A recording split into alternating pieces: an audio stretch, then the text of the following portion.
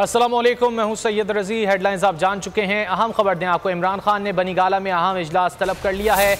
Long मार्च की तैयारियों और इंतजामात का जायजा लिया जाएगा। इजलास में सीनियर क़यादत शरीक होगी। तफसीलात जान लेते हैं नुमाइंदा खुसूसी अब्बास शब्बीर से। अब्बास, क्या तफसीलात हैं इस इजलास की?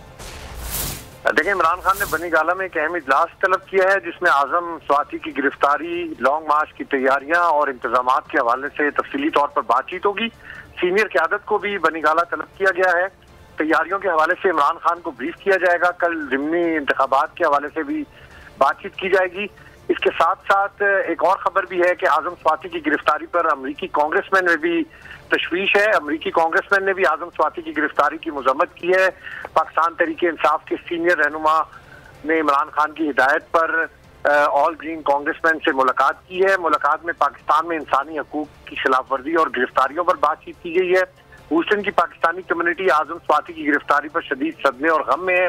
साथ साथ ये भी बताया गया है कि आतिफ खान ने कांग्रेसमैन को इस मामले को फ्लोर पर उठाने का मुतालबा किया और इस मामले को आला सतह पर उठाया जाएगा, ये यकीन दहानी करवाई गई है। साथ साथ बनीगाला में भी आज आजम स्वाति की गिरफ्तारी और जिस्मानी तशद्दुद की जो बातें हैं उस पर भी तफसीली तौर पर बातचीत होगी। वुकला से भी इमरान खान आज मुलाकात करेंगे और बातचीत करेंगे। साथ साथ लॉन्ग मार्च के इंतजामात और तैयारियों के हवाले से भी इमरान खान को तफसीली तौर पर आज के इजलास में ब्रीफ किया जाएगा। चेयरमैन तहरीक इंसाफ इमरान खान ने बनीगाला में अहम इजलास तलब कर लिया है जिसमें मुख्तलिफ उमूर ज़ेर बहस आएंगे। बहुत शुक्रिया अब्बास शब्बीर, आपने सवाल से अपडेट किया।